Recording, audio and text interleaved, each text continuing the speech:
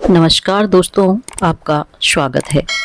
आज की हमारी कहानी है इंसानियत की रोशनी। जब दिवाली के दिन सास को वृद्ध आश्रम में छोड़ आई बहू। बुढ़िया, क्या पूरा दिन हम ऐसा करते थे वैसा करते थे, दिवाली कैसे मनाते थे, अपने जमाने की बातों में लगी रहती हो। लो, अब मनाओ इन बुजुर्गों के साथ अपने जमाने की दिवाली। यह कहकर बहू सास को वृद्ध आश्रम में छोड़कर आ गई। और फिर जो हुआ, बेटा बहू को सबक सिखाने के लिए काफी था। सुबह की ठंडी हवा में दिवाली की खुशबू घुली हुई थी। आंगन में शोंधी मिट्टी की गंध के साथ मिलती घी की हल्की सी महक एक अजीब अपनापन जगा रही थी। रमा जी ने अपनी साड़ी का पल्लू सिर पर संभालते हुए तेल के दियों की थाली उठाई और मुस्कुराकर बोली, अरे अमन, जरा देख तो बेटा, ये मिट्टी के दिए हैं। तेरे बचपन में इन्हीं में घी डालकर मैं पूरी रात चौखट पर जलाती थी। वो रोशनी अब भी आंखों में चमकती है। उनकी आवाज में एक सादगी थी, जैसे उन पुराने दिनों की मिठास अब भी वहीं ठहरी हो। जब घर छोटा था पर दिल बड़े थे, जब सजावट कम थी पर रिश्ते जगमगाते थे। पास ही खड़ी काजल आधुनिक विचारों और मोबाइल की स्क्रीन में उलझी बहू ऊबते हुए बोली, माँ जी प्लीज, अब वो टाइम गया। अब कोई मिट्टी के दियों में घी नहीं डालता। सब लोग एलईडी लाइट लगाते हैं। आसान भी है, क्लीन भी। हर बात में अपने जमाने का राग मत छिड़ा कीजिए। रमा जी कुछ पल के लिए ठिठक गई। उनके हाथ में थाली ज्यों की त्यों थम गई। दियों की लो कांपी, जैसे किसी ने उसकी सांस रोक ली हो। उनकी आंखों में क्षण भर को एक सन्नाटा उतर आया। वही आंखें जो बरसों तक इस घर की रौनक रही थी। उन्होंने मुस्कुराने की कोशिश की। हाँ बहू, अब तो सब बदल गया है, पर इन दियों की रोशनी में जो अपनापन था वो एलईडी कहाँ दे पाएगी। काजल ने कंधे उचका दिए। आप भी ना माँ जी हर बात में भावुक हो जाती हैं। अब जमाना इमोशन से नहीं, प्रेजेंटेशन से चलता है। उसने झट से मोबाइल निकाला और घर की तस्वीरें क्लिक करने लगी। देखिए, इंस्टाग्राम पर डालूंगी, सब बोलेंगे कितना मॉडर्न डेकोरेशन है। रमा जी चुप रह गई। उन्होंने थाली धीरे से नीचे रख दी, फिर वहीं पास बैठकर पुराने दियों में बाती डालने लगी। उनके चेहरे पर हल्की मुस्कान थी, पर आंखों की गहराई में एक नमी चमक उठी थी। उन्होंने धीरे से कहा, दिया चाहे मिट्टी का हो या शीशे का, जलाने वाला दिल ही होना चाहिए। अमन कमरे से बाहर आया। अरे माँ, अब रहने दीजिए, मैं और काजल संभाल लेंगे, आप बैठ जाइए। रमा जी ने उसे देखा। वही बेटा जिसके लिए कभी उन्होंने दिन रात एक कर दिए थे, आज बड़ी विनम्रता से पर अनजाने में उन्हें किनारे कर रहा था। उन्होंने धीरे से सिर हिलाया। ठीक है बेटा, तुम दोनों कर लो, मैं बस यहीं बैठकर देख लेती हूँ। आंगन में सजे रंग बिरंगे झिलमिल लाइटों के बीच रमा जी का छोटा सा मिट्टी का दिया बोझी लो लिए एक कोने में पड़ा था, जैसे घर की चकाचौंध में किसी माँ की ममता की रोशनी धीरे धीरे दबती जा रही हो। दोपहर की धूप में रसोई से आती हलवे की मीठी सुगंध पूरे घर में फैली थी। बाहर बालकोनी में लटकती रंगीन लाइटें हवा में झूल रही थी, जैसे आने वाली रात का स्वागत कर रही हो। मगर उसी घर के एक कोने में काजल के मन में कुछ और ही योजनाएं सुलग रही थी। काजल मेकअप के सामने बैठी बालों में कर्ल बना रही थी। अमन, सुनो तो, आज रात पार्टी में हमारे कॉलेज के दोस्त आ रहे हैं। इतने लोगों की भीड़ होगी, म्यूजिक, डांस, माँ जी को संभालना मुश्किल होगा। उनका पुराने जमाने वाला मूड तो देख ही चुके हो। सबको बार बार टोकेंगी कि ऐसे मत करो, वैसा मत करो। अमन कुछ देर चुप रहा, फिर धीरे से बोला, तो क्या करें, माँ तो अकेली पड़ जाएंगी। काजल ने चेहरे पर नकली चिंता ओढ़ते हुए कहा, मैंने सोचा है उन्हें 2-3 दिन के लिए वृद्धाश्रम छोड़ आते हैं।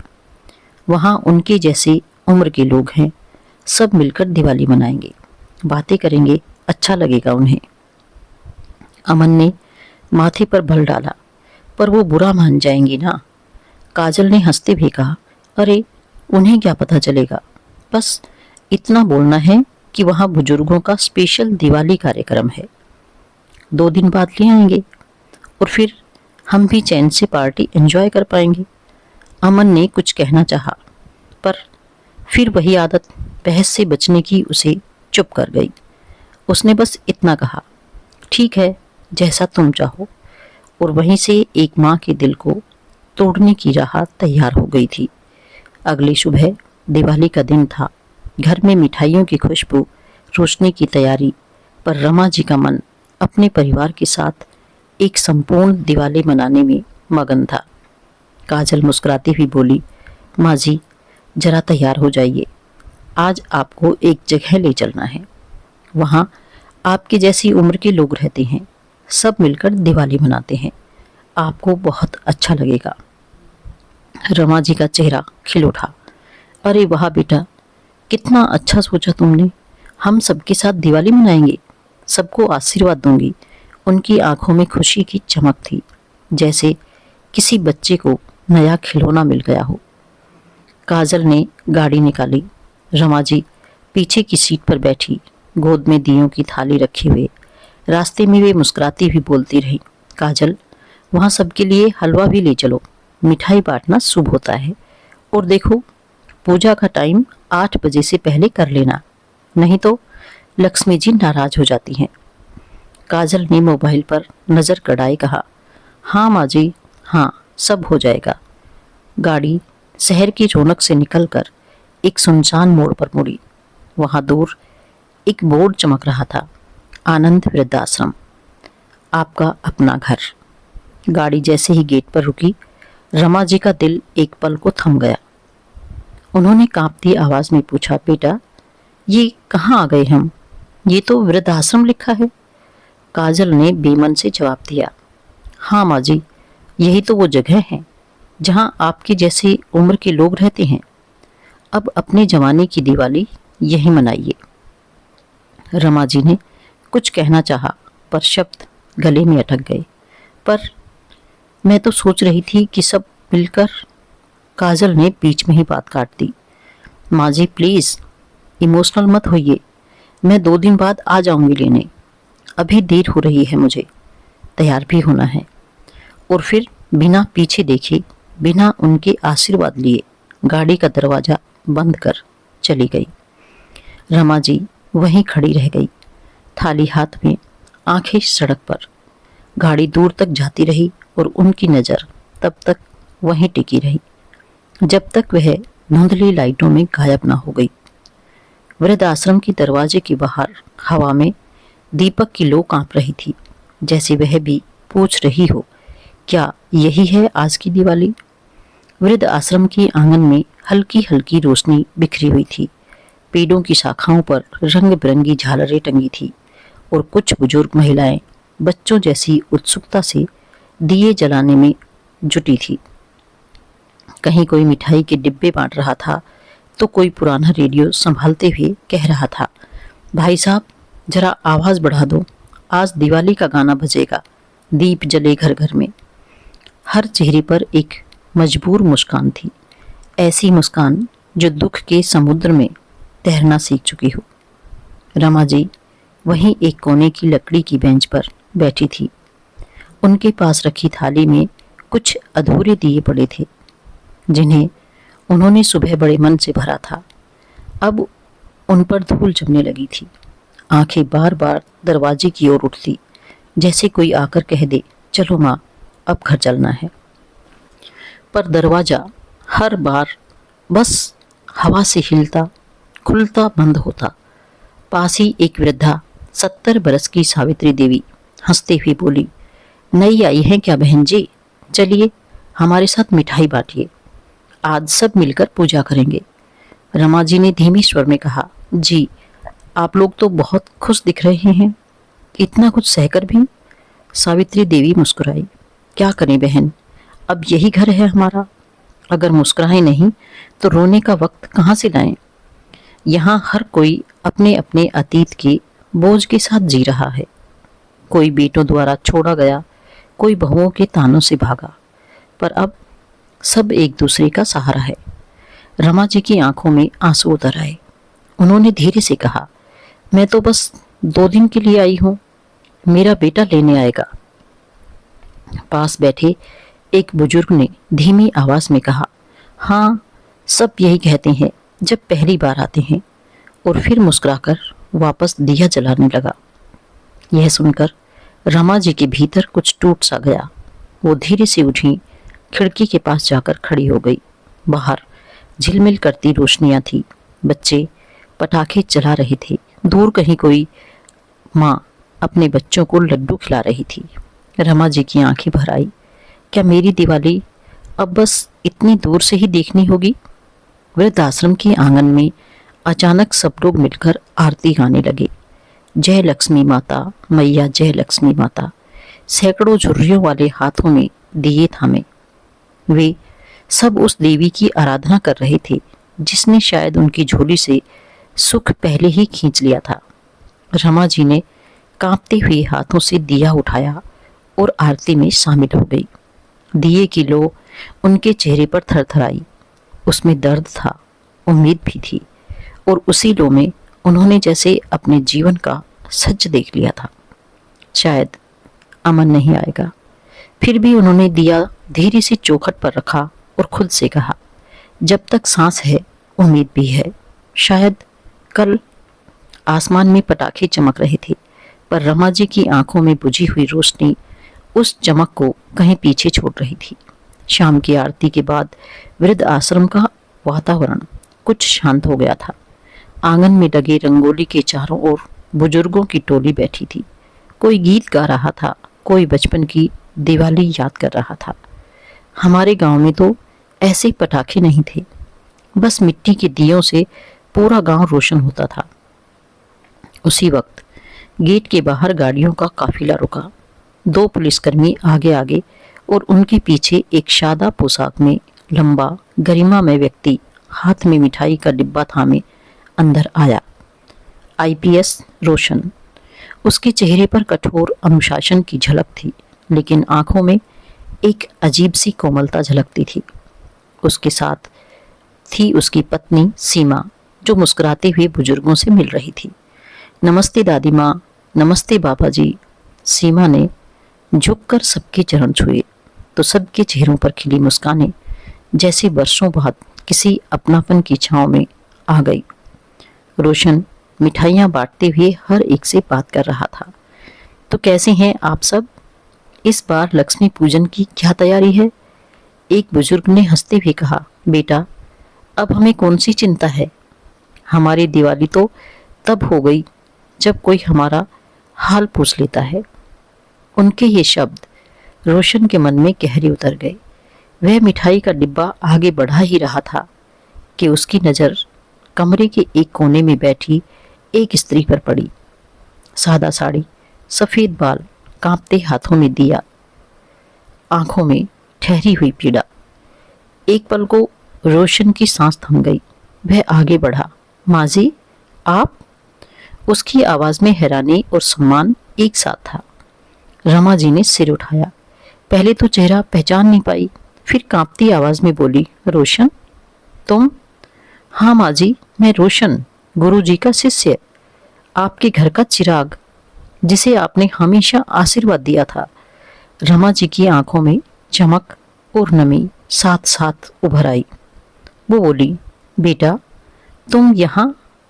रोशन ने हाथ जोड़ते हुए कहा, माँ जी, हर साल मैं और सीमा यहाँ आते हैं इन माता पिताओं के साथ दिवाली मनाने, पर आज आपको यहाँ देखकर दिल कांप गया। माँ जी, आपके घर में तो हमेशा रौनक रहती थी, मिठाइयों की खुशबू और आपके गीतों की गूंज।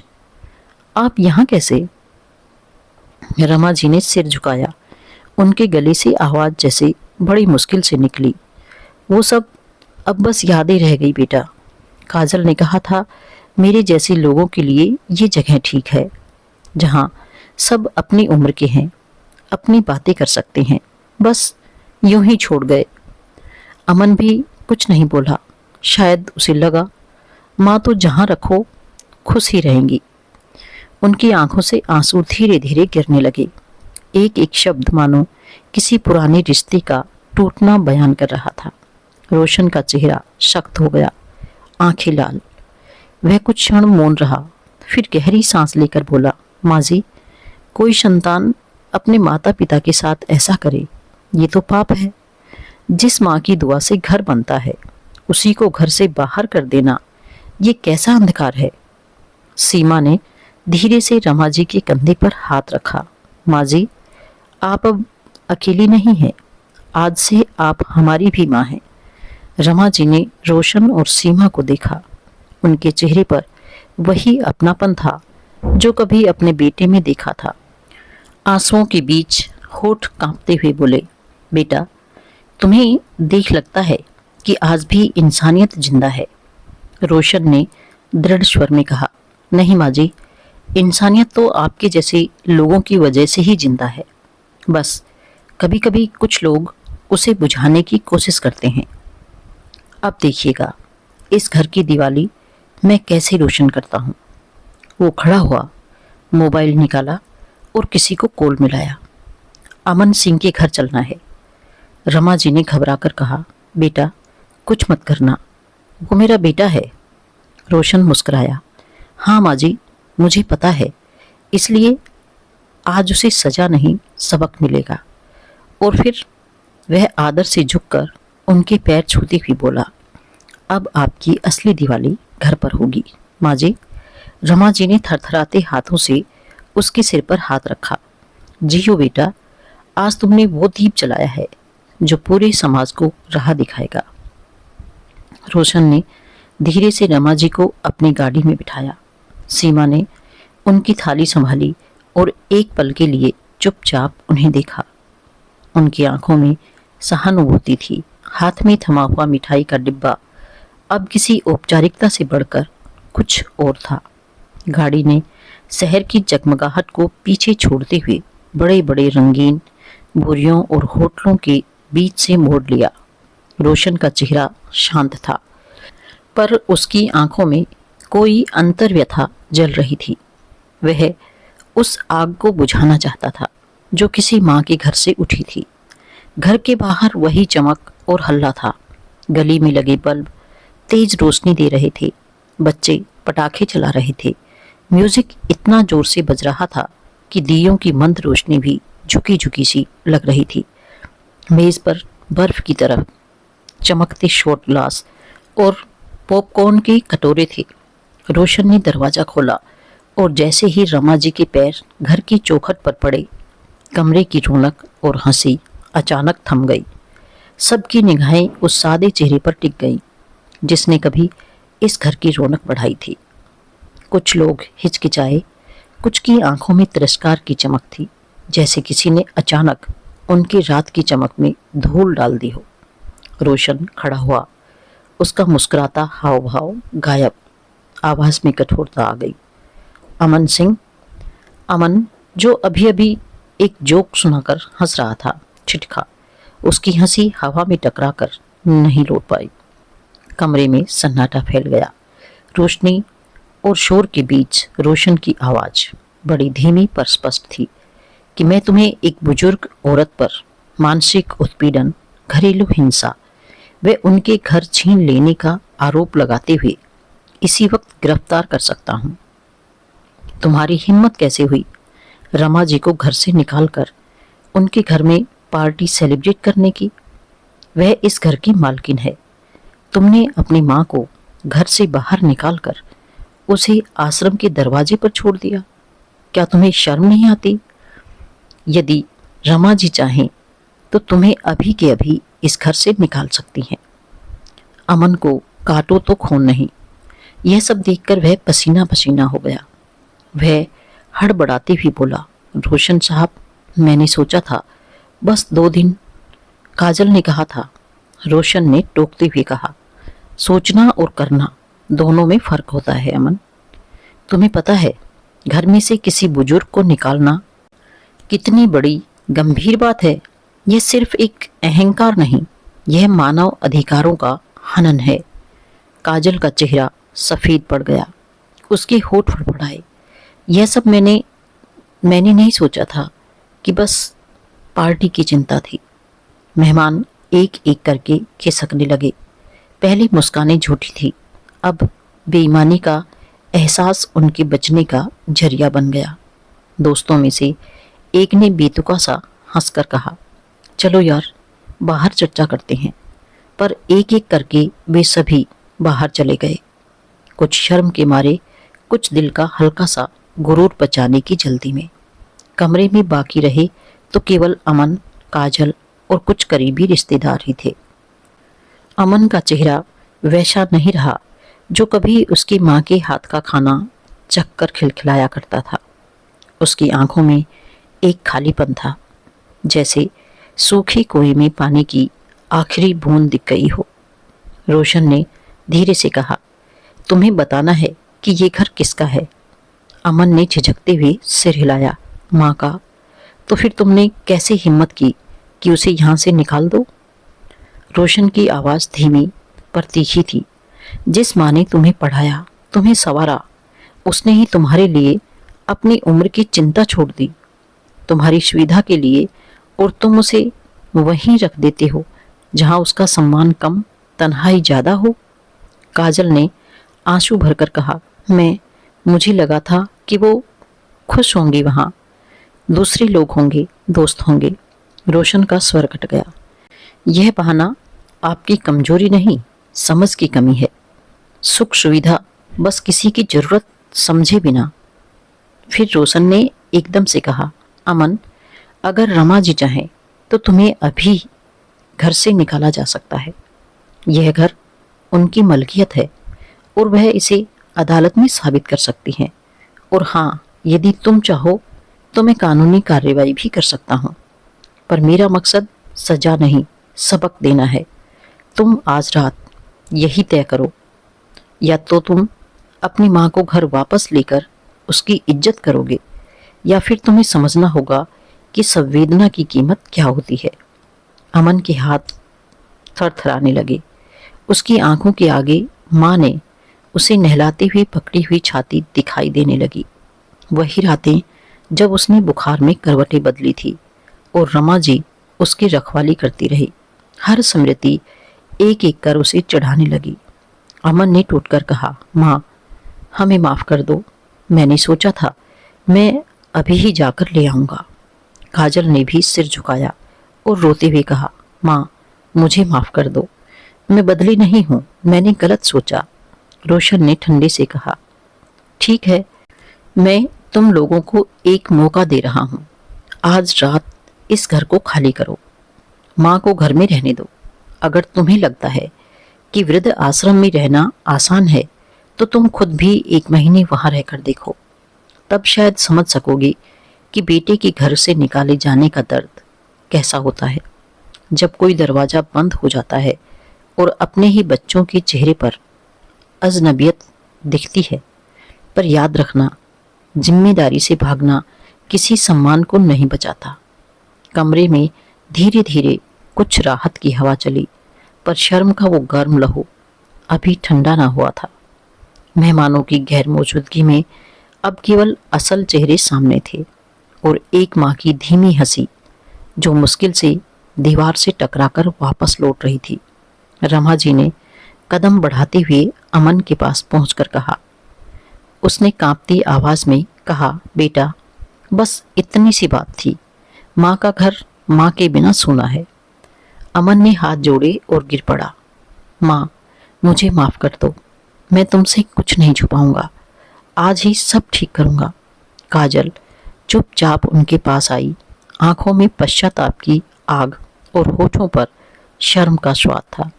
रोशन ने सख्त अंदाज में एक आखिरी बात कही, आज तुमने समाज को एक सबक दे दिया है। उम्मीद करता हूँ तुमने भी खुद को समझा लिया होगा। कल से शुरू करो और साबित करो कि इंसानियत अब भी जिंदा है। आखिर में रोशन ने रमा जी को सम्मान से घर के अंदर बैठाया।